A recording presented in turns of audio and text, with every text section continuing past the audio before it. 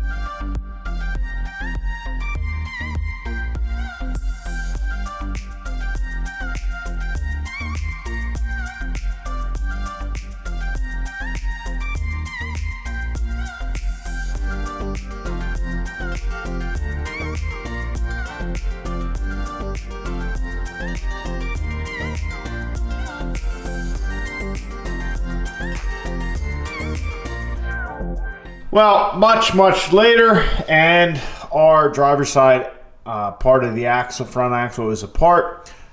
We need ball joints for sure, at least lower. May as well replace both of them while we're here. But yeah, that is definitely cooked fully. So got that all off. Then I decided to switch over and move to the axle so I could see, you know, what the difference was, make sure everything was going to work before we pull the passenger side apart and all that kind of stuff. So got it all apart. We have tools and parts and crap everywhere. It was kind of a pain just because I had to flop it back and forth and all that kind of nonsense. Plus, a lot of this stuff I don't think's been apart before because, yeah, a lot of it was just a real pain to get off. I even had to weld a nut onto the one bolt, which is here. Yeah, so I had to weld a big nut onto there, and that's how I was able to get that bolt off. But got it off and got our steering knuckles apart so we can see the difference and see why we have to switch to a 3rd gen steering knuckle. So as you guys can see, the big differences of these two are, first off, the hole for the axle on the 4th gen, or I guess it's 09 and up. The hole for the axle is actually a lot bigger, because if you look at the U-joint on our 4th gen one versus the 3rd gen, the 4th gen is a bit beefier, so it is a larger U-joint. So it's got that bigger hole to accept that, and also the 4th gen has a larger spread here for the caliper, so I just assume the whole caliper is bigger. I haven't compared them, but it doesn't really matter. We're putting TBMs on this thing, so we are going to be switching to the 3rd gen style to get this closer bracketry for our caliper, so that way these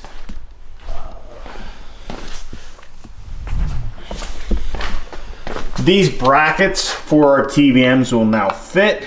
It's actually backwards, so like that, or maybe the other way. I'm not 100% sure, but yeah, so that's the difference between the 3rd and the 4th gen hubs.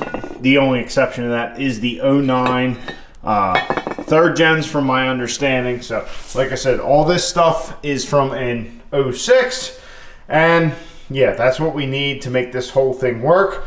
We will still need to take our wheel bearings and machine them down. So both wheel bearings feel pretty good. I can't feel any slop in them. If anything, they actually feel a little tighter than the ones we had. You know, you just see how sloppy this is, and this just feels nice, and it's not tight, but it just feels firm, and it just feels better. U-joint on this side is pretty good. The driver's side, it is a greasable U-joint. It has been replaced in the past, but the problem is that our passenger side over here, not so much. So this one, the one way it feels really good, as you can see, flopping all around. The other way, yeah, not so much. So I don't know if you guys can see the kind of reddish there. Yeah, that's rust. So this U-joint is shot. This wheel bearing, once again, doesn't feel bad. It's firm. It doesn't have any real play in it. So I think this wheel bearing's good.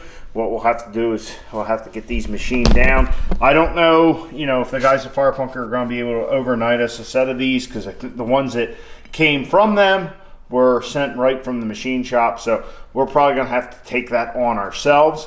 But it'll be just for like this weekend, and then we'll get the right setup from them.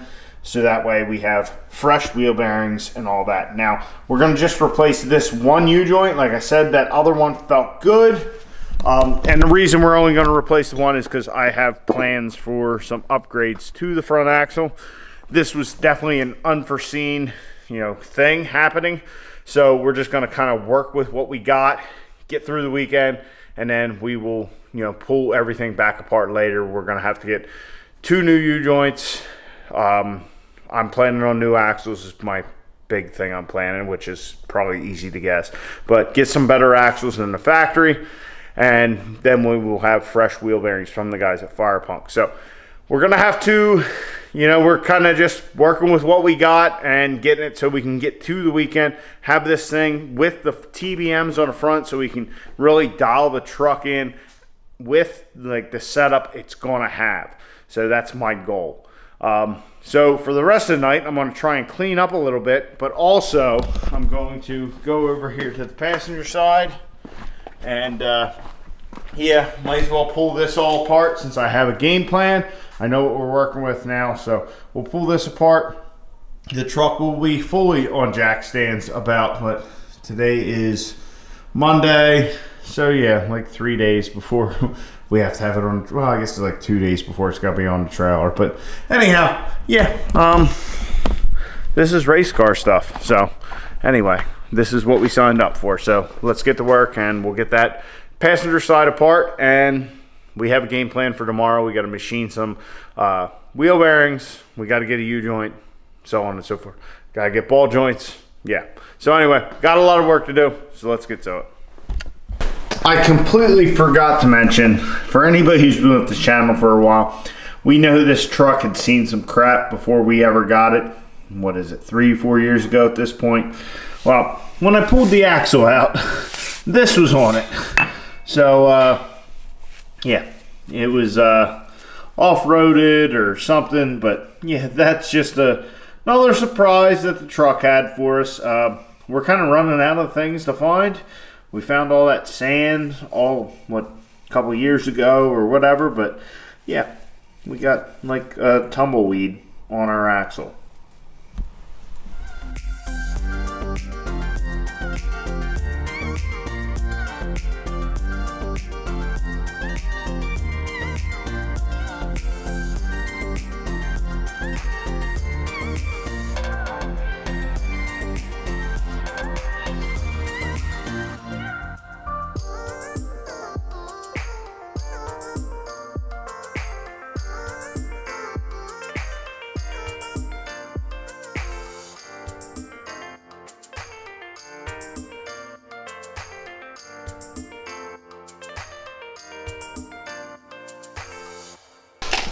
All right, a little bit of a time jump there. Well, a lot of bit of a time jump. So as you can see, our TBM brake hats, rotors, and calipers are in. Everything looking good, but there's a bit of a change of plans from last night. So when I talked to you guys last night, I had just machined down the new wheel bearings that I got for our new axle. Whoa, our new used axle right there, our 9 1/4 out of a 06 truck. So I got to trying to put everything in, and we ran into some problems. So as soon as I tried to put the steering knuckle on the truck, the bottom ball joint bottomed out, and I couldn't even start the thread on the top. So then I finally got to looking at it. Well, this whole assembly is physically smaller. So it's not just the mounting place for the caliper and the hole for the wheel bearing and all that. The whole thing is smaller. So the ball joint is a different size than it is on our 4th gen axle. So I stared at it and contemplated and contemplated and contemplated and did a little research. So when they switched to the 4th gen style, everything got bigger. So this took a 1450 U-joint, had smaller axles, all that kind of stuff, and as you can see, just physically smaller than what ours is. So what I did was we kind of dropped back and punted, and tonight I machined down the wheel bearings that we already had. They were still all right. We will get new ones, but just kind of time crunch. Let's get this thing going. Truck should be on the trailer already so we can head to Rudy's in the morning. And I made our own little mounting bracket. So what this is a piece of 7/8 bar stock. There's no real good way to show it. Let me turn the wheel. All right, so it's 7/8 bar stock, and it actually fits quite well. We had to shim it with some washers. Right there, that's just gonna be kind of temporary. We'll do it right later. Don't get me wrong, this is firmly mounted, but I actually drilled out the caliper holes to 3/4, drilled and tapped our 7/8 bar stock for 3/4 thread on the top and the bottom, and then 3/8 here to mount our TBM caliper. And then I actually had to machine down a groove so our caliper would fit in there, and it actually turned out very well. I'm very happy with how it turned out. And like I said, big time crunch, so I didn't even, you know, clean it up any. Like, I mean, I took the burr off, but I didn't even like smooth out the edges or anything like that. All I wanted was to get this thing in. So that's why I don't have any video of it, just kind of getting at it, grinding. Got our brake lines in, everything's bled. The brake system is ready to go. So you might be wondering why I'm stressing so much about having these brakes on for Rudy's. So the big thing is we're going to Rudy's, we're going to test and tune before Rudy's, and then qualifying and all that kind of stuff and eliminations. So I want to have the truck in its best shape. Yes, we did cut some weight with these TBMs up front. We cut 17 pounds per side with the caliper and 28 pounds per side on the disc brake. So the disc was 28 and then 17. So we ended up losing 90 pounds, which is a significant amount of weight. Don't get me wrong. But the real reason that I wanted to get all this done was because with the TBM brake setup, we can now fit as small as a 15-inch wheel. So that being said, we've had our DR2 radials on the truck here for a while. We got something else we're going to try out. So I was actually going to wait and do a separate video of this, kind of getting the truck ready for Rudy's and all that. But like I said, big time crunch. The thing should be on the trailer already. But we got a set of M&H Race Masters. I'm trying to find the size. Well, where is it? Let's look.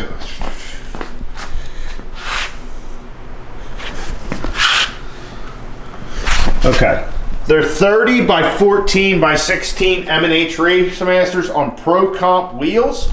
So if these look familiar, we actually picked them up from our local friend, Dirty Max Jack. He has them and he was going to put them on his 3rd gen, but the wheels were originally on his old Mini Max truck, his old Duramax. So it would fit a 16-inch wheel. Well, his 3rd gen Cummins won't, and he doesn't know what he's going to do. So I hit him up and said, hey, you know, think I can get a hold of them things. So he hooked us up. We got those from him. They're like brand new. I think he said they have like 3 or 4 passes on them. That's it. So we got these. We're going to try a true slick or a cheater slick and just try something different than the radial, see if we get rid of the shake. I know running the ODSS stuff, I've talked to some people, and for like what we're doing, if you look too, a lot of the guys that are 4-wheel drives in like the Pro Street class, they got tires kind of like this, you know, a real slick, not a radial. Then there's the bonus kicker of the whole thing.